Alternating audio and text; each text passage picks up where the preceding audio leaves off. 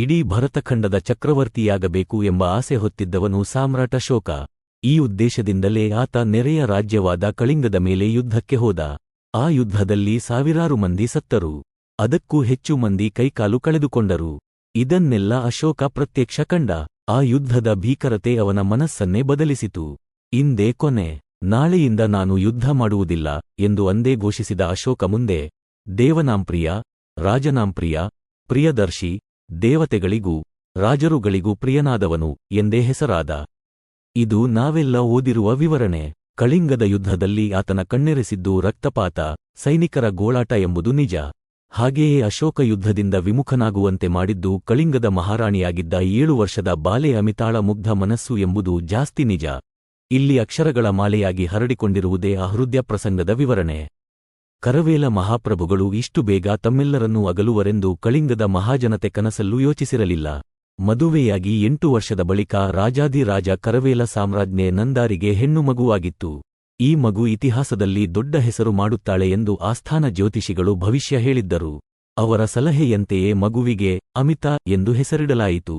ಆಕೆಯನ್ನು ಯುವರಾಣಿ ಎಂದು ಘೋಷಿಸಿದ್ದೂ ಆಯಿತು. ಈ ಸಂಭ್ರಮಕ್ಕೆ ಕರವೇಲ ಪ್ರಭುಗಳು ನಾಡಿನ ಎಲ್ಲರಿಗೂ ಸಿಹಿ ವಿತರಿಸಿದ್ದರು. ಎಲ್ಲ ದೇವಾಲಯಗಳಿಗೂ ಅಪಾರ ಕಾಣಿಕೆ ಅರ್ಪಿಸಿದ್ದರು. ವಿಶೇಷ ಪೂಜೆಗೆ ಏರ್ಪಾಡು ಮಾಡಿದ್ದರು. ದೌರ್ಭಾಗ್ಯವೆಂದರೆ ಮಗಳು ಹುಟ್ಟಿದ ಖುಷಿಯಲ್ಲಿ ಮೈಮರೆತು ಖುಷಿಪಡುವ ಯೋಗ ಕರವೇಲ ಪ್ರಭುಗಳಿಗೆ ಬರಲೇ ಇಲ್ಲ. ಕಳಿಂಗದ ದೊರೆಗಳು ಸಂಭ್ರಮದಲ್ಲಿ ಮೈಮರೆತಿದ್ದಾರೆ ಎಂದು ತಿಳಿದಾಕ್ಷಣ ಸಾಮಂತನೊಬ್ಬ ಯುದ್ಧಕ್ಕೆ ಬಂದ.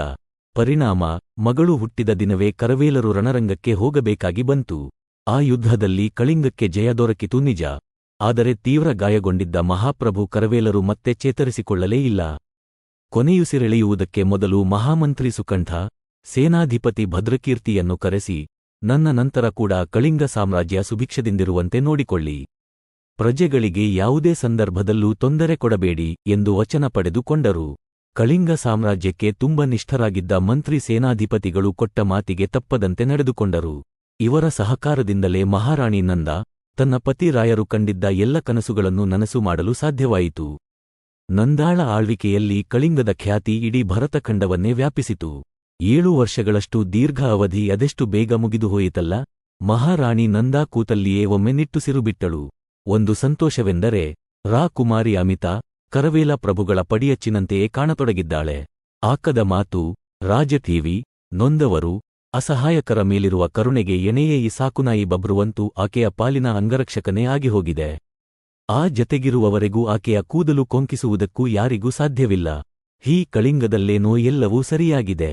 ಆದರೆ ಆ ನೀಚ ಅಶೋಕ ಏನೋ ಹೇಳಲು ಹೋದ ಮಹಾರಾಣಿ ನಂದ ಉದ್ವೇಗದಿಂದ ಮಾತು ಹೊರಡದೆ ಸುಮ್ಮನಾದಳು. ಮಹಾಮಂತ್ರಿ ಸುಕಂಠ ತಕ್ಷಣವೇ ಹೇಳಿದೆ, ಮಹಾರಾಣಿಯವರ ಮಾತು ನಿಜ. ಮಗಧದ ಸಾಮ್ರಾಟ ಅಶೋಕ ಇಡೀ ಭರತಖಂಡವನ್ನೇ ಜಯಿಸಬೇಕೆಂಬ ಮಹದಾಸೆಯಿಂದ ಯುದ್ಧದ ಮೇಲೆ ಯುದ್ಧ ಮಾಡುತ್ತಿರುವುದು ನಿಜ. ಎಲ್ಲ ಯುದ್ಧದಲ್ಲೂ ಗೆದ್ದಿರುವ ಆತ ಇಷ್ಟರಲ್ಲಿಯೇ ಕಳಿಂಗದ ಮೇಲೆ ದಂಡೆತ್ತಿ ಬರುತ್ತಾನೆ ಎಂಬುದೂ ನಿಜ. ಆ ಯುದ್ಧದಲ್ಲಿ ಕಳಿಂಗದ ಸಾವಿರಾರು ಮಂದಿ ಪ್ರಾಣವನ್ನು ಪಣಕ್ಕಿಟ್ಟು ಹೋರಾಡಲಿದ್ದಾರೆ. ನೀಚ ಅಶೋಕನನ್ನು ಹಿಮ್ಮೆಟ್ಟಿಸಲು ಹರಸಾಹಸ ಮಾಡುತ್ತಾರೆ. ನಮ್ಮ ವಿನಂತಿ ಏನೆಂದರೆ ಮಹಾರಾಣಿಯವರು ಯುದ್ಧಭೂಮಿಗೆ ಬರಬಾರದು, ಅರಮನೆಯಲ್ಲೂ ಇರಬಾರದು. ಒಂದು ವೇಳೆ ಕಳಿಂಗದ ಸೇನೆಗೆ ಸೋಲಾದರೆ ಮಹಾರಾಣಿ ಹಾಗೂ ಯುವರಾಣಿಯನ್ನು ಬಂಧಿಸಿ ಆಜೀವ ಕಾರಾಗೃಹ ಶಿಕ್ಷೆ ವಿಧಿಸಲು ಆ ಕ್ರೂರಿ ಅಶೋಕ ಹಿಂದೆಗೆಯಲಾರ. ಇದನ್ನೆಲ್ಲ ಮೊದಲೇ ಯೋಚಿಸಿ ನಾವು ಒಂದು ನಿರ್ಧಾರಕ್ಕೆ ಬಂದಿದ್ದೇವೆ. ಅರಮನೆಗೆ ಸಮೀಪವಿರುವ ಗ್ರಾಮವೊಂದರ ಜನರನ್ನು ಬೇರೆಡೆಗೆ ಸ್ಥಳಾಂತರಿಸಿ ಅಲ್ಲಿ ನಿಮಗೊಂದು ಗುಪ್ತಸೌಧ ನಿರ್ಮಿಸುತ್ತೇವೆ. ಯುವರಾಣಿಯೊಂದಿಗೆ ನೀವು ಅಲ್ಲಿರಬೇಕು. ಒಂದು ವೇಳೆ ಕಳಿಂಗ ರಾಜ್ಯ ಅಶೋಕನ ಕೈವಶವಾದರೆ ತಕ್ಷಣವೇ ಬೇರೆಡೆಗೆ ಪರಾರಿಯಾಗಿ ಬಿಡಬೇಕು. ಇಷ್ಟು ಹೇಳಿ ಮಹಾಮಂತ್ರಿ ಸುಕಂಠ ಮಾತು ನಿಲ್ಲಿಸಿದ.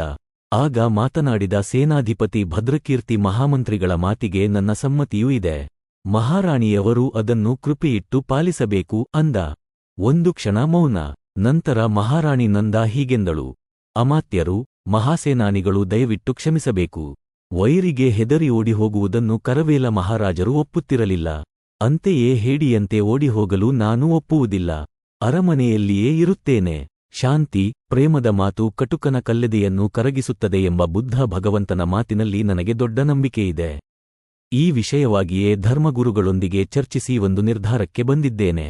ನನಗೆ ಅಧಿಕಾರದಲ್ಲಿ ಆಸಕ್ತಿಯಿಲ್ಲ. ಇಂದು ಮಧ್ಯರಾತ್ರಿಯಿಂದ ಅಖಂಡ 36 ಗಂಟೆಗಳ ಕಾಲ ಭಗವಂತನ ಧ್ಯಾನದಲ್ಲಿ ತೊಡಗುತ್ತೇನೆ. ಆಗ ನನಗೆ ಯಾರೂ ಭಂಗ ಉಂಟುಮಾಡಬಾರದು. ನಂತರ ನಾನು ಮಠಕ್ಕೆ ಹೋಗಿಬಿಡುತ್ತೇನೆ. ಆಗಲೂ ಅಷ್ಟೇ, ನನ್ನ ಹಿಂದೆ ಯಾರೂ ಬರಕೂಡದು. ಕಳಿಂಗವನ್ನು ಕಾಪಾಡುವುದು ನಿಮ್ಮ ಹೊಣೆ. ಆದರೆ ಅಮಾತ್ಯರೇ, ಸೇನಾಧಿಪತಿಗಳೇ, ನೆನಪಿರಲಿ, ಹಿಂಸೆಗೆ ಪ್ರತಿ ಹಿಂಸೆ ಎಂದು ಉತ್ತರವಲ್ಲ. ಇನ್ನು ಮಾತು ಮುಗಿಯಿತು ಎಂಬಂತೆ ಮಹಾರಾಣಿ ನಂದಾ ಎದ್ದು ನಿಂತಾಗ ಮಹಾಮಂತ್ರಿ ಸುಕಂಠ ಕಣ್ಣುಂಬಿಕೊಂಡು ಹೇಳಿದ, ಅಪ್ಪಣೆ. ಇದೇ ನಿಮ್ಮ ಕಡೆಯ ನಿರ್ಧಾರ ಅನ್ನುವುದಾದರೆ ನಾವು ಹೀಗೆ ತೀರ್ಮಾನಿಸಿದ್ದೇ ಕೇಳಿ. ಯುವರಾಣಿ ಅಮಿತಾಗೆ ನಾಳೆಯೇ ಪಟ್ಟ ಕಟ್ಟುತ್ತೇವೆ. ಮಹಾರಾಣಿ ನಂದಾದೇವಿಯವರು ಜಪ ತಪದಲ್ಲಿ ನಿರತರಾಗಿರುವ ಸುದ್ದಿ ಮಗಧ ಸಾಮ್ರಾಟ ಅಶೋಕನಿಗೆ ಎಂದಿಗೂ ತಿಳಿಯದಂತೆ ಎಚ್ಚರಿಕೆ ವಹಿಸುತ್ತೇವೆ. ಮರುದಿನವೇ ರಾಜಕುಮಾರಿ ಅಮಿತಾಳ ಪಟ್ಟಾಭಿಷೇಕ ತುಂಬ ಗುಟ್ಟಾಗಿ, ಆದರೆ ತುಂಬ ವೈಭವದಿಂದ ನಡೆದು ಹೋಯಿತು. ಕಳಿಂಗದ ರಾಜಬೀದಿಯಲ್ಲಿ ಯುವರಾಣಿ ಅಮಿತಾಳನ್ನು ಅಂಬಾರಿಯ ಮೇಲೆ ಕೂರಿಸಿ ಕರೆತರಲಾಯಿತು. 7 ವರ್ಷದ ಆ ಬಾಲೆಗೆ ಮಹಾರಾಣಿಯವರು ತೀರ್ಥಯಾತ್ರೆಗೆ ಹೋಗಿದ್ದಾರೆ ಎಂದು ನಂಬಿಸಲಾಗಿತ್ತು. ಅಮಿತಾಳ ಮುಗ್ಧ ಮಾತು, ಸರಳತೆಗೆ ಮನಸೋತ ಕಳಿಂಗದ ಜನತೆ ಯುವರಾಣಿಗೆ ಉಘ ಉಘ ಎಂದ ಕೆಲವೇ ಗಂಟೆಗಳ ನಂತರ ಕರಾಳ ಸುದ್ದಿಯೊಂದು ಕಳಿಂಗವನ್ನು ಮುಟ್ಟಿತು. ಮಗಧ ಸಾಮ್ರಾಟ ಅಶೋಕ ದಂಡಿನ ಸಮೇತ ಯುದ್ಧಕ್ಕೆ ಹೊರಟಿದ್ದ. ನೋಡುತ್ತಲೇ ಯುದ್ಧ ಶುರುವಾಗಿಯೇ ಬಿಟ್ಟತು. ಒಂದು ಬಲಿಷ್ಠ ಸೇನೆಯೊಂದಿಗೆ ಸೇನಾಧಿಪತಿ ಭದ್ರಕೀರ್ತಿ ಅಶೋಕನ ಸೇನೆಗೆ ಮುಖಾಮುಖಿಯಾದ. ಕಳಿಂಗದ ಸೇನೆ ಪ್ರಾಣವನ್ನೇ ಪಣಕ್ಕಿಟ್ಟು ಹೋರಾಡಿತು. ಆದರೆ ಅಶೋಕನ ಮಹಾಸೇನೆಯ ಮುಂದೆ ಕಳಿಂಗದವರ ಹೋರಾಟ ತುಂಬಾ ಹೊತ್ತು ಸಾಗಲಿಲ್ಲ. ಗೆಲುವು ಸಾಧ್ಯವಿಲ್ಲ ಎಂದು ಗೊತ್ತಾದ ನಂತರವೂ ಕಳಿಂಗದ ದಂಡನಾಯಕ ಭದ್ರಕೀರ್ತಿ ಶರಣಾಗತನಾಗಲಿಲ್ಲ. ಹಿಮ್ಮೆಟ್ಟಲೂ ಇಲ್ಲ. ಆನೆಯ ಮೇಲೆ ಕೂತು ಯುದ್ಧದಲ್ಲಿ ತೊಡಗಿದರೆ ಶತ್ರುಗಳನ್ನು ಹಿಮ್ಮೆಟ್ಟಿಸಲು ಅಸಾಧ್ಯ ಅನ್ನಿಸಿದಾಗ ಅಶ್ವಾರೂಢನಾಗಿ ರಣರಂಗದ ಆ ತುದಿಯಿಂದ ಈ ತುದಿಗೆ ಮಿಂಚಿನಂತ ಸಂಚರಿಸಿದ. ಹಗಲಿರುಳನ್ನು ಲೆಕ್ಕಿಸದೆ ಹೋರಾಡಿದ. ಕಡೆಗೊಂದು ದಿನ ಸೂರ್ಯಾಸ್ತದ ನಂತರ ಆಯಾಸದಿಂದ ಪ್ರಜ್ಞೆ ತಪ್ಪಿ ಕುದುರೆಯ ಮೇಲಿಂದ ಕೆಳಗೆ ಬಿದ್ದ. ಕೂಡಲೇ ಆತನನ್ನು ಬಂಧಿಸಿದ ಮಗಧದ ಸೇನಾಧಿಪತಿ ಗೋಪಾಲ ಸಾಮ್ರಾಟ ಅಶೋಕನಿಗೆ ಎಲ್ಲವನ್ನೂ ವಿವರಿಸಿದ. ಭದ್ರಕೀರ್ತಿಗೆ ಪ್ರಜ್ಞೆ ಬಂದಾಗ ತಾನು ಮಗಧ ಸೇನೆಯ ಮಧ್ಯೆ ಇರುವುದು ಗೊತ್ತಾಯಿತು. ಆನೆಯ ಮೇಲಿನ ಅಂಬಾರಿಯಲ್ಲಿ ಚಿನ್ನದ ಕವಚ, ಶಿರಸ್ತ್ರಾಣ ಧರಿಸಿ ಕುಳಿತಿದ್ದ ಅಶೋಕ ನೆಟ್ಟ ನೋಟದಿಂದ ಭದ್ರಕೀರ್ತಿಯನ್ನೇ ದಿಟ್ಟಿಸುತ್ತಾ ಹೇಳಿದ, ಕಳಿಂಗದ ಸೇನಾನಿಗಳು, ಅಲ್ಲಿನ ಸ್ತ್ರೀ ಸಾಮ್ರಾಜ್ಯವನ್ನು ಬಲು ಧೈರ್ಯ ಶೌರ್ಯದಿಂದ ರಕ್ಷಿಸಿದ್ದೀರಿ. ಆದರೆ ಅಶೋಕನ ಪ್ರಭುತ್ವವನ್ನು ತಿರಸ್ಕರಿಸಿದ್ದಕ್ಕೆ ನಿಮಗೆ ತಕ್ಕ ಶಾಸ್ತಿಯಾಗಿದೆ. ಈಗಲೂ ಹೇಳುತ್ತಿದ್ದೇನೆ, ನಮ್ಮ ಪ್ರಭುತ್ವವನ್ನು ಒಪ್ಪಿಕೊಂಡರೆ ಕಳಿಂಗದ ಮಹಾರಾಣಿ, ರಾಜ್ಯ ಹಾಗೂ ಪ್ರಜೆಗಳಿಗೆ ಸಂರಕ್ಷಣೆ ಆಶ್ರಯ ನೀಡುತ್ತೇವೆ. ನೆನಪಿರಲಿ, ಸಾಮ್ರಾಟ ಅಶೋಕ ಎಂದು ಮಾತಿಗೆ ತಪ್ಪುವವನಲ್ಲ. ಭದ್ರಕೀರ್ತಿ ಗಂಭೀರ ದನಿಯಲ್ಲಿ ಹೀಗೆಂದ, ಕಳಿಂಗದ ಸೇನಾನಿ ನಿಮಗೆ ಶರಣಾಗಿಲ್ಲ. ಯುದ್ಧದಲ್ಲಿ ಗಾಯಗೊಂಡಿದ್ದ ಆತನನ್ನು ನೀವು ಮರಾಮೋಸದಿಂದ ಬಂಧಿಸಿದ್ದೀರಿ. ಅಷ್ಟೇ ಜೀವ ಹೋದರೂ ಸರಿಯೇ. ನೀಚ ಅಶೋಕನ ದೊರೆತನವನ್ನು ಭದ್ರಕೀರ್ತಿ ಎಂದೆಂದಿಗೂ ಒಪ್ಪಲಾರ. ಅಷ್ಟೇ ಅಲ್ಲ, ಮಗಧ ಸಾಮ್ರಾಟನೇ ಅಧಿಪತ್ಯವನ್ನು ಕಳಿಂಗದ ನರಪಿಳ್ಳೆಯೂ ಒಪ್ಪಲಾರದು. ಇಡೀ ಕಳಿಂಗದ ಜನರೆಲ್ಲ ಸೇರಿ ಹೇಗಾದರೂ ತಮ್ಮ ಮಹಾರಾಣಿಯನ್ನು ಕಾಪಾಡಿಕೊಳ್ಳುತ್ತಾರೆ. ಅಹಮಿಕೆಯ ಮೂರ್ತಿರೂಪದಂತಿರುವ ಕ್ರೂರ ಸಾಮ್ರಾಟನೇ, ನಿನಗೆ ಧಿಕ್ಕಾರವಿರಲಿ. ಈ ಮಾತಿನಿಂದ ಅಶೋಕನಿಗೆ ಚೇಳು ಕುಟುಕಿದಂತಾಯಿತು. ಆತ ಕ್ರೋಧದಿಂದ ಹೇಳಿದ, ಸೇನಾಧಿಪತಿಗಳೇ, ಈ ಭದ್ರಕೀರ್ತಿಯನ್ನು ಕಾರಾಗೃಹಕ್ಕೆ ತಳ್ಳಿ ತಕ್ಷಣವೇ ದೊಡ್ಡ ಸೇನೆಯೊಂದಿಗೆ ನುಗ್ಗಿ ಕಳಿಂಗ ಪಟ್ಟಣವನ್ನು ವಶಪಡಿಸಿಕೊಳ್ಳಿ. ಎದುರು ಬಂದವರನ್ನು ಕೊಚ್ಚಿ ಹಾಕಿ ಅರಮನೆಯನ್ನು ಸುತ್ತುಗಟ್ಟಿ ಕಳಿಂಗದ ಮಹಾರಾಣಿಯನ್ನು ಜೀವಂತ ಸೆರೆ ಹಿಡಿಯಿರಿ. ಸಾಮ್ರಾಟ್ ಅಶೋಕನಿಗೆ ತಲೆಬಾಗದಿದ್ದರೆ ಅಂಥವರ ಪರಿಸ್ಥಿತಿ ಏನಾಗುತ್ತದೆಂದು ಎಲ್ಲರಿಗೂ ಪ್ರತ್ಯಕ್ಷ ತೋರಿಸೋಣ. ಮರುದಿನ ಬೆಳಗ್ಗೆ ಕಳಿಂಗ ಪಟ್ಟಣದಲ್ಲಿ ಭಾರೀ ಕೋಲಾಹಲ. ಅಶೋಕನ ಸೇನಾಧಿಪತಿ ಗೋಪಾಲನ ಸಾರಥ್ಯದಲ್ಲಿ ಮಗಧದ ಭಾರೀ ಸೇನೆ ಪ್ರವಾಹದಂತೆ ನುಗ್ಗಿ ಬಂತು. ಇದನ್ನು ನಿರೀಕ್ಷಿಸಿದ್ದ ಕಳಿಂಗದ ಜನ ಜೀವದ ಹಂಗು ತೊರೆದು ಹೋರಾಡಿದರು. ಇಂಥ ಪ್ರಬಲ ಪ್ರತಿರೋಧವನ್ನು ಕಂಡು ಮಗಧದ ಸೇನಾನಿ ಕಿಡಿಕಿಡಿಯಾಗಿ ಆದೇಶ ಹೊರಡಿಸಿಯೇ ಬಿಟ್ಟ, ಎದುರು ಬಂದವರನ್ನು ತರಿದುಹಾಕಿ ಮನೆಗಳಿಗೆ ಬೆಂಕಿ ಹಚ್ಚಿ ಕಳಿಂಗದ ಸೇನೆಯನ್ನು ಬಗ್ಗುಬಡಿಯಿರಿ. ಮರುಕ್ಷಣವೇ ಮಗಧದ ಸೇನೆಯಿಂದ ಘನಘೋರ ಹಿಂಸೆ ಆರಂಭವಾಯಿತು. ಅದೆಷ್ಟೋ ಮಹಲುಗಳು ಧಗಧಗನೆ ಹೊತ್ತಿ ಉರಿದವು. ಪ್ರಜೆಗಳ ಚೀರಾಟ 4 ದಿಕ್ಕಿಗೂ ವ್ಯಾಪಿಸಿತು. ಇದನ್ನೆಲ್ಲ ಕಂಡು ಅಸಹಾಯಕತೆಯಿಂದ ಮಹಾಮಂತ್ರಿ ಸುಕಂಠ ಚಡಪಡಿಸುತ್ತಿದ್ದಾಗಲೇ ಅಲ್ಲಿಗೆ ಬಂದ ಅಮಿತಾ ಕೇಳಿದಳು, ಅಮಾತ್ಯರೇ, ಹೊರಗೆ ಅದೇನು ಚೀರಾಟ? ಅಲ್ಲೇನೂ ನಡೆದಿದೆ? ಮಹಲುಗಳೇಕೆ ಧಗಧಗನೆ ಉರಿಯುತ್ತಿವೆ? ಯಾರಾದರೂ ಬೆಂಕಿ ಆರಿಸಬಾರದೆ? ರಾಜಕುಮಾರಿಯ ಮುಗ್ಧ ಪ್ರಶ್ನೆಗೆ ಸುಕಂಠ ಹೀಗೆಂದ, ರಾಜಕುಮಾರಿ, ಇದೆಲ್ಲ ನೀಚ ಅಶೋಕನ ಸೇನೆಯ ಕೆಲಸ. ಇಲ್ಲಿಯೇ ಇದ್ದರೆ ಅವರು ನಿಮ್ಮನ್ನು ಬಂಧಿಸುತ್ತಾರೆ. ಬನ್ನಿ, ಸುರಂಗದ ಮೂಲಕ ಹೊರಗೆ ಹೋಗಿ ಕ್ರೂರಿ ಅಶೋಕನ ಸೇನೆಯಿಂದ ತಪ್ಪಿಸಿಕೊಳ್ಳೋಣ. ಅಮಿತಾ ತಕ್ಷಣವೇ ಹೀಗೆಂದಳು, ಉಹುಂ, ನಾನು ಎಲ್ಲಿಗೂ ಬರುವುದಿಲ್ಲ. ಇಲ್ಲಿಯೇ ಇರುತ್ತೇನೆ. ನಮ್ಮ ಪ್ರಜೆಗಳನ್ನು ಹಿಂಸಿಸುತ್ತಿರುವ ಕ್ರೂರಿ ಅಶೋಕನನ್ನು ನಾನು ಸುಮ್ಮನೆ ಬಿಡುವುದಿಲ್ಲ. ಬಬ್ರುವನ್ನು ಕಟ್ಟಿಹಾಕುವ ಸರಪಳಿಯಿಂದಲೇ ಆತನನ್ನು ಬಂಧಿಸುತ್ತೇನೆ. ಹೀಗೆ ಉತ್ತರಿಸಿದ ಅಮಿತಾ ಸರಪಳಿಯನ್ನು ಕೈಗೆತ್ತಿಕೊಂಡ ಕ್ಷಣದಲ್ಲಿಯೇ ಇತ್ತ ಅರಮನೆಯ ಮಹಾದ್ವಾರದಲ್ಲಿ ಎರಡೂ ಸೇನೆಗಳ ನಡುವೆ ಭಾರೀ ಹಣಾಹಣಿ ನಡೆದಿತ್ತು. ಅಶೋಕನ ಸೈನಿಕರು ಎದುರು ಬಂದವರನ್ನು ನಿರ್ದಯವಾಗಿ ಕತ್ತರಿಸಿ ಹಾಕಿದರು. ಕಳಿಂಗದ ಸೈನಿಕರು ಒಂದೇಟು ಬಿದ್ದರೂ ರಾಜಕುಮಾರಿ ಅಮಿತಾದೇವಿಗೆ ಜಯವಾಗಲಿ ಎಂದು ಕೂಗಿಯೇ ಹಿಂದೆ ಸರಿಯುತ್ತಿದ್ದರು. ಈ ಬಗೆಯ ಚೀರಾಟಗಳಿಂದ ತತ್ತರಿಸಿದ ಅಮಿತಾ ಸರಸರನೆ ಅರಮನೆಯ ಉಪ್ಪರಿಗೆ ಹತ್ತಿ ಅಲ್ಲಿಂದಲೇ ಗಟ್ಟಿಯಾಗಿ ಕೂಗಿ ಹೇಳಿದಳು, ಮಹಾಜನರು ಹೆದರಬೇಕಿಲ್ಲ, ಪರಮಕ್ರೂರಿ ಅಶೋಕನನ್ನು ಇನ್ನು ಕೆಲವೇ ಗಂಟೆಗಳಲ್ಲಿ ಕಳಿಂಗದ ಮಹಾರಾಣಿ ಸೆರೆಹಿಡಿದಿದ್ದಾಳೆ. ಆಗಷ್ಟೇ ಅರಮನೆಯ ಪ್ರವೇಶದ್ವಾರ ದಾಟಿ ಗೆಲುವಿನ ಹಮ್ಮಿನಿಂದ ಅರಮನೆಯೊಳಕ್ಕೆ ನಡೆದು ಬರುತ್ತಿದ್ದ ಮಗಧದ ಸೇನಾನಿ ಗೋಪಾಲ, ಕಳಿಂಗದ ಮಹಾರಾಣಿ ನೀಚ ಅಶೋಕನನ್ನು ಬಂಧಿಸುವಳು ಎಂಬ ಧೀರ ಗಂಭೀರವಾಣಿಯನ್ನು ಎರಡನೇ ಬಾರಿಗೆ ಕೇಳಿ ಸ್ತಂಭೀಭೂತನಾಗಿ ನಿಂತುಬಿಟ್ಟ ಆತನ ಎಡಗಣ್ಣು ಒಂದೇ ಸಮನೆ ಪಟಪಟಪಟನೆ ಬಡಿದುಕೊಂಡಿತು. ಗೋಪಾಲ ಒಂದರೆ ಕ್ಷಣ ಬೆಚ್ಚಿದ. ತನ್ನ ನಡಿಗೆಯನ್ನು ಚಕ್ಕನೆ ನಿಲ್ಲಿಸಿ ಹಾಗೇ ಯೋಚಿಸಿದ, ಕಳಿಂಗದ ಸೇನಾನಿ ಭದ್ರಕೀರ್ತಿ ಈಗಾಗಲೇ ಸೆರೆಸಿಕ್ಕಿದ್ದಾನೆ. ಇನ್ನೊಂದು ಕಡೆಯಲ್ಲಿ ಕಳಿಂಗದ ಸೇನೆಯೂ ಧೂಳೀಪಟವಾಗಿದೆ. ಕಳಿಂಗ ಪಟ್ಟಣ ಈಗಾಗಲೇ ಮಗಧದ ಸೈನಿಕರ ವಶವಾಗಿದೆ. ಅಂದಮೇಲೆ ಕಳಿಂಗ ರಾಜ್ಯ ಇಡಿಯಾಗಿ ಸಾಮ್ರಾಟ್ ಅಶೋಕನ ಕೈ ಸೇರಿದೆ ಎಂದೇ ಅರ್ಥ. ಹಾಗಿದ್ದರೂ ಒಂದು ಹಿಂಡು ಸಶಸ್ತ್ರ ಸೇನೆಯೊಂದಿಗೆ ಅಶೋಕನೇ ಅಂತಃಪುರದೆಡೆಗೆ ಬರುತ್ತಿದ್ದಾನೆ ಎಂದು ಗೊತ್ತಾದ ನಂತರವೂ ಮಗಧದ ಸಾಮ್ರಾಟನನ್ನು ಸೆರೆ ಹಿಡಿಯುತ್ತೇನೆ ಅನ್ನಬೇಕಾದರೆ ಇದರಲ್ಲೇನೋ ಷಡ್ಯಂತ್ರವಿರಲೇಬೇಕು. ಹೀಗೆಲ್ಲ ಯೋಚಿಸಿದ ಗೋಪಾಲನಿಗೆ ಕಳಿಂಗದವರು ಮಾಟಮಂತ್ರ ಮಾಡಿಸಿರಬಾರದೇಕೆ? ಅಂತಃಪುರದೊಳಗೆ ಅಷ್ಟದಿಬ್ಬಂಧನದ ತಂತ್ರ ಬಳಸಿರಬಾರದೇಕೆ?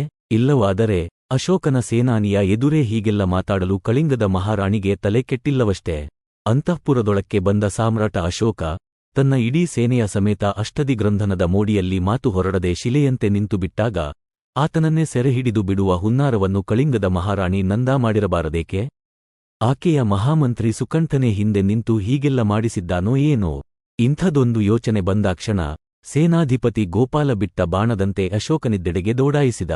ಆ ವೇಳೆಗೆ ಅಶೋಕನ ಪಟ್ಟದಾನೆ ಅರಮನೆಯ ದ್ವಾರಕ್ಕೆ ಆಗಮಿಸಿತ್ತು. ಎರಡೂ ಬದಿಗೆ ಸಶಸ್ತ್ರ ಸೈನಿಕರಿದ್ದರು. ಗೆಲುವಿನ ಹಮ್ಮಿನಲ್ಲಿದ್ದ ಅಶೋಕ ಆನೆಯಿಂದ ಕೆಳಗಿಳಿಯಲು ಅಣಿಯಾಗಿದ್ದ. ಓಡೋಡಿ ಬಂದ ಗೋಪಾಲನನ್ನು ಕಂಡು ಅಶೋಕನಿಗೂ ವಿಸ್ಮಯವಾಯಿತು. ಆತ ಪ್ರಶ್ನಿಸುವ ಮೊದಲೇ ನಮಸ್ಕರಿಸಿ ತಡವರಿಸಿಯೇ ಗೋಪಾಲ ಹೀಗೆಂದ, ಪ್ರಭುಗಳು ಕ್ಷಮಿಸಬೇಕು, ಅರಮನೆಯಲ್ಲಿ ಅಪಾಯ ಉಂಟು, ದಯವಿಟ್ಟು ತಡೆಯಬೇಕು. ಅಶೋಕ ಹುಬ್ಬು ಗಂಟಿಕ್ಕಿ ಕ್ರೋಧದಿಂದ ಕೇಳಿದ, ಏನು? ಅಜೇಯ ಸಾಮ್ರಾಟ ಅಶೋಕನಿಗೆ ಅವಾಯವೇ? ಈ ಮಾತಿಗೆ ಬೆವರುತ್ತಲೇ ಗೋಪಾಲ ಅದೇ ತಡವರಿಕೆಯ ದನಿಯಲ್ಲಿ ಹೇಳಿದ, ಕ್ರೂರಿ ಅಶೋಕನನ್ನು ಸರಪಳಿಯಿಂದ ಬಂಧಿಸುತ್ತೇನೆ ಎಂದು ಅಂತಃಪುರದಲ್ಲಿ ಕಳಿಂಗದ ರಾಣಿ ಮೇಲಿಂದ ಮೇಲೆ ಹೇಳುತ್ತಿದ್ದಾಳೆ. ಅವರು ಮಾಟ ಮಂತ್ರ ಮಾಡಿಸಿದ್ದಾರೆಂಬ ಶಂಕೆ ನನ್ನದು. ಮಹಾಪ್ರಭುಗಳಿಗೆ ತೊಂದರೆಯಾದರೆ? ಅಶೋಕ ಕಟಕಟನೆ ಹಲ್ಲು ಕಡಿದು ಹೇಳಿದ, ಹಾಗೋ? ಕಳಿಂಗದ ಮಹಾರಾಣಿಗೆ ಇನ್ನೂ ಬುದ್ಧಿ ಬಂದಿಲ್ಲವೇ? ಇರಲಿ, ಯಾರು ಯಾರನ್ನು ಸೆರೆ ಹಿಡಿಯುವರೋ ತೋರಿಸುತ್ತೇನೆ. ನನಗೆ ಮಂತ್ರತಂತ್ರದ ಭೀತಿಯಿಲ್ಲ ಸೇನಾನಿಗಳೇ. ದಾರಿ ತೋರಿಸಿ. ಅಶೋಕ ಅರಮನೆಯನ್ನು ಪ್ರವೇಶಿಸುತ್ತಿದ್ದಂತೆಯೇ ಆತನ ಸೇನೆ ಕೊಂಬು ಕಹಳೆ ಊದುತ್ತ ನಗಾರಿ ಬಾರಿಸುತ್ತಾ ಸಾಮ್ರಾಟ್ ಅಶೋಕನಿಗೆ ಜಯವಾಗಲಿ ಎಂದು ಘೋಷಿಸಿತು. ಅಶೋಕ ಖಡ್ಗದ ಹಿಡಿಯ ಮೇಲೆ ಕೈ ಇರಿಸಿಯೇ ಅಂಗರಕ್ಷಕರು ಹಾಗೂ ಸಾಮಂತರೊಂದಿಗೆ ಅಂತ ಪುರದತ್ತ ನಡೆದು ಬಂದ. ಅಮಿತಾಳನ್ನು ಹೊರತುಪಡಿಸಿ ಉಳಿದೆಲ್ಲರಿಗೂ ಗೋಪಾಲನ ಮುಖ ಪರಿಚಯವಿತ್ತು. ಅಂತಃಪುರದ ಒಳಾಂಗಣದಲ್ಲಿ ಅವನನ್ನು ಹಿಂದೆಯೇ ಬರುತ್ತಿದ್ದ ಸಾಮ್ರಾಟ್ ಅಶೋಕನನ್ನು ಕಂಡ ಕಳಿಂಗದ ಜನತೆ ನಿಂತಲ್ಲೇ ನಡುಗಿಹೋದರು. ಅಶೋಕನ ಸೇನೆ ಯುವರಾಣಿಯನ್ನು ಸೆರೆ ಹಿಡಿಯುವುದನ್ನು ಭಗವಂತನು ತಪ್ಪಿಸಲಾರ ಎಂಬುದು ಎಲ್ಲರಿಗೂ ಖಚಿತವಾಗಿ ಹೋಯಿತು. ಆದರೆ ಅಮಿತಾ ಇದ್ಯಾವುದರ ಪರಿವೆಯೇ ಇಲ್ಲದೆ ನಾಯಿ ಕಟ್ಟುವ ಸರಪಳಿಯೊಂದಿಗೆ ಸರಭರನ ಬಂದಳು. ಆಕೆಗೆ ಅಂಟಿದಂತೆಯೇ ಆಕೆಯ ಮುದ್ದಿನ ನಾಯಿ ಬಬ್ರು ಇತ್ತು. ಹಾಗೆ ಬಂದವಳು ಅಪರಿಚಿತ ಗೋಪಾಲನನ್ನು ಕಂಡು ಕೇಳಿದಳು, ಯಾರಯ್ಯ ನೀನು? ಕಂಚಿಗೆ ಕಂಚು ತಾಕಿದಂತಿದ್ದ ಈ ಮಾತು ಕೇಳಿ ಅಂಥ ಅಶೋಕನು ಅತ್ಯಾಶ್ಚರ್ಯದಿಂದ ಹೆಜ್ಜೆ ಎತ್ತಿಡುವುದನ್ನು ಮರೆತು ನಿಂತುಬಿಟ್ಟ. ಚೋಟುದ್ದದ ಹುಡುಗಿಯ ಈ ಪ್ರಶ್ನೆಗೆ ಉತ್ತರಿಸದೆ ಅವಳನ್ನೇ ತಿಂದು ಬಿಡುವಂತೆ ನೋಡಿದ ಗೋಪಾಲ, ಅಮಿತಾ ಅದಕ್ಕೆ ಒಂದಿಷ್ಟು ಹೆದರದ ಹೇಳಿದಳು, ನೀನು ಸೈನಿಕನಂತೆ ಕಾಣುತ್ತೀಯಾ? ಬಾ ನನ್ನ ಜತೆ. ದುಷ್ಟ ಅಶೋಕನನ್ನು ಬಾ. ಬೇರೆ ಯಾರಾದರೂ ಈ ಮಾತಾಡಿದ್ದರೆ ಆ ಕ್ಷಣವೇ ಅವರ ರುಂಡ ಹಾರಿಸುತ್ತಿದ್ದನೇನೋ ಗೋಪಾಲ. ಆದರೆ ಆ ಬಾಲೆಯ ಎದುರು ಮಾತಾಡುವುದೇ ಆತನಿಗೆ ಕಷ್ಟವಾಗಿತ್ತು. ಆತ ಮೌನವಾಗಿ ನಿಂತದ್ದು ಕಂಡು ಅಮಿತಾ ಮತ್ತೆ ಹೇಳಿದಳು, ಯಾಕೆ ಸುಮ್ಮನೆ ನಿಂತೆ? ಗೊತ್ತಾಗಲಿಲ್ಲವೇ? ನಾನು ಕಳಿಂಗದ ರಾಣಿ. ನನ್ನ ಆದೇಶವನ್ನು ಎಲ್ಲರೂ ಪಾಲಿಸಬೇಕು. ನನ್ನೊಂದಿಗೆ ಬಾ. ನಾವಿಬ್ಬರೂ ಸೇರಿ ಅಶೋಕನನ್ನು ಕಟ್ಟಿ ಹಾಕೋಣ. ಮಗಧದ ಸೇನಾನಿ ವಿಸ್ಮಯದಿಂದ ಮೈಮರೆತು ಉದ್ದರಿಸಿದೆ, ನೀನಾ? ಕಳಿಂಗದ ತಾಣಿ? ಹೌದು, ನಾನೇ ಕಳಿಂಗದ ರಾಣಿ ಎಂದು ಹೆಮ್ಮೆಯಿಂದ ಹೇಳಿದ ಅಮಿತಾ ಮುಂದುವರಿದಳು, ಬಾ. ನಾವಿಬ್ಬರೂ ಸೇರಿ ಕ್ರೂರಿ ಅಶೋಕನನ್ನು ಕಟ್ಟಿ ಹಾಕೋಣ. ಆತ ನಮ್ಮ ಜನರಿಗೆ ಹೊಡೆದು ಬಡಿದು ತೊಂದರೆ ಕೊಡುತ್ತಿದ್ದಾನಂತೆ.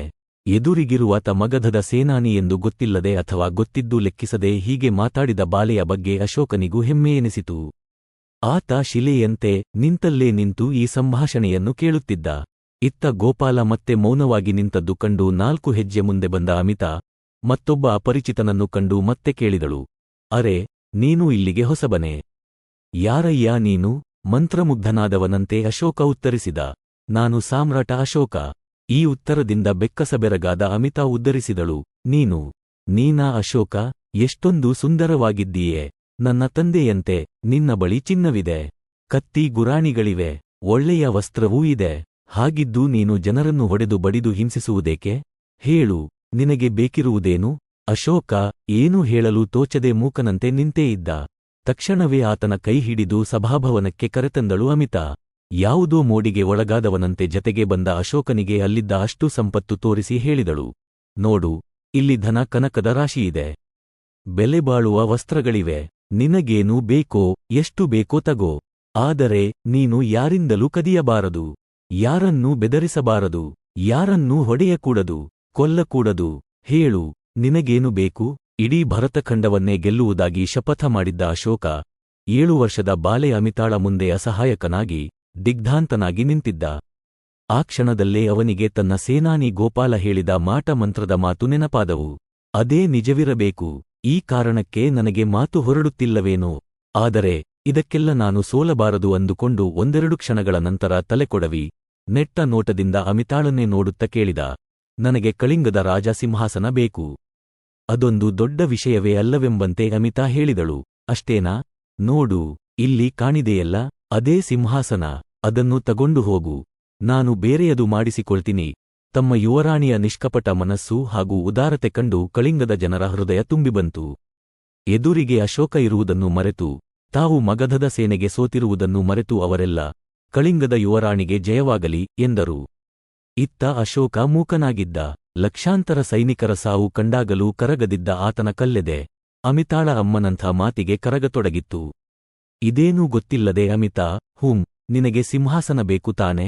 ಕೊಡ್ತೀನಿ ಬಾ ಎಂದು 2ನೇ ಬಾರಿಗೆ ಕೈ ಜಗ್ಗುವುದಕ್ಕೂ ಅಮಿತಾಳ ಅಂತಃಕರಣ ಕಂಡು ಗದ್ದದನಾದ ಅಶೋಕನ ಕಂಗಳಿಂದ ಜಾರಿದೆ ಕಂಬನಿ ಯುವರಾಣಿಯ ಕೈಮೇಲೆ ಬೀಳುವುದಕ್ಕೂ ಸರಿಹೋಯಿತು. ಅಮಿತಾ ಸಾಮ್ರಾಟನನ್ನೇ ಒಮ್ಮೆ ವಿಸ್ಮಯದಿಂದ ನೋಡಿದಳು. ಮರುಕ್ಷಣವೇ ಅಶೋಕ ಖಡ್ಗವನ್ನು ನೆಲಕ್ಕಿಟ್ಟು ತನ್ನ ಬಾಹುಗಳಿಂದ ಅಮಿತಾಳನ್ನು ಎತ್ತಿಕೊಂಡು ಹೇಳಿದ, ಕಳಿಂಗದ ರಾಣಿ, ಇವತ್ತು ಸಾಮ್ರಾಟ ಅಶೋಕ ಸೋತು ಹೋದ. ಈ ವಿಜಯ ನಿನ್ನದು. ಸರಪಳಿ ತಗೋ. ಈ ಕ್ರೂರಿ ಅಶೋಕನನ್ನು ಕಟ್ಟಿಹಾಕು. ಹೀಗೆಂದವನೇ ಆಕೆಯಲ್ಲಿದ್ದ ಸರಪಳಿಯನ್ನು ತನ್ನ 2 ಕೈಗಳಿಗೆ ಸುತ್ತಿಕೊಂಡು ಹೇಳಿದ, ರಾಜಕುಮಾರಿ, ಅಶೋಕ ಸೆರೆಸಿಕ್ಕಿದ್ದಾನೆ. ನಿನಗೇನು ಬೇಕು ಹೇಳು? ಅಮಿತಾ ಸರಸರನೆ ಸರಪಳಿಯಿಂದ ಅವನ ಕೈ ಬಿಡಿಸಿ ಹೇಳಿದಳು, ಹಾಗೆಲ್ಲ ಮಾಡೋ ಬಾರದು.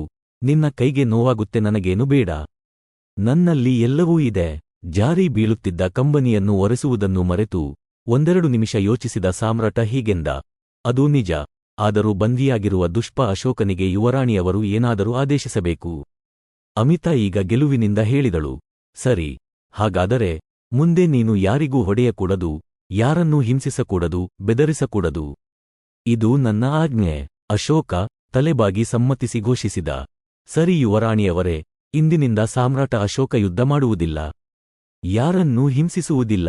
ಕಳಿಂಗದ ಯುವರಾಣಿ ಅಮಿತಾಕುಮಾರಿಯಂತೆ ನಿಸ್ವಾರ್ಥ ಪ್ರೇಮದಿಂದಲೇ ಆತ ಎಲ್ಲರ ಹೃದಯ ಗೆಲ್ಲಲು ಪ್ರಯತ್ನಿಸುತ್ತಾನೆ. ಮುಂದೆ ಅಶೋಕ ಹೇಳಿದಂತೆಯೇ ನಡೆದುಕೊಂಡು ದೇವನಾಂಪ್ರಿಯ, ರಾಜನಾಂಪ್ರಿಯ, ಪ್ರಿಯದರ್ಶಿ ಎಂದು ಹೆಸರಾದ. ಹಿಂದಿಯಲ್ಲಿ ಯಶಪಾಲ್ ಈ ಬಗ್ಗೆ ಒಂದು ಕಾದಂಬರಿ ಬರೆದದ್ದು ಬಿಟ್ಟರೆ ಇತಿಹಾಸದ ಈ ಕಥೆಯನ್ನು ಯಾವ ಶಿಕ್ಷಣತಜ್ಞನೂ ಗಮನಿಸಲಿಲ್ಲವಲ್ಲ. ಇದನ್ನು ಪಠ್ಯದಲ್ಲಿ ಸೇರಿಸಲಿಲ್ಲವಲ್ಲ. ದುರಂತವಲ್ಲವೇ?